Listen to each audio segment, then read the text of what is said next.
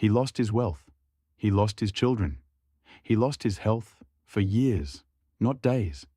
And in the entire account the Quran gives us, not one word of complaint escapes his mouth, only a single, quiet prayer. This is the story of Prophet Ayyub, peace be upon him.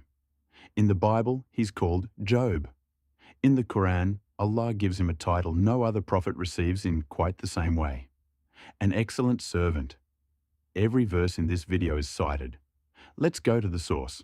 The Quran doesn't dwell on Ayyub's prosperity before the trial. It moves directly to the affliction itself. Surah Sad, verses 41. And remember our servant Job, when he called to his Lord, "Indeed, Satan has touched me with hardship and torment." The classical tafsir tradition, the exegesis of scholars like Ibn Kathir, not the Quranic text itself, so we flag this distinction clearly, describes the trial in stages: his wealth taken, his children lost, and finally his own body afflicted with prolonged illness. We're citing this as tradition, not as directly stated Quranic fact, because that honesty matters more than a dramatic story. What the Quran does state directly is the duration and the isolation. Years of suffering, and by most classical accounts, abandonment by all but his wife. Here is the only prayer the Quran records from him, in his own words, in two places. Surah Al-Anbiya, verse 83. And Ayyub, when he called to his Lord, "Indeed, adversity has touched me, and you are the most merciful of the merciful." Surah Sad repeats the same posture of restraint. No demand, no accusation, just a statement of what happened, and an appeal to a mercy he never doubted. Scholars have long pointed out what's missing here as much as what's present.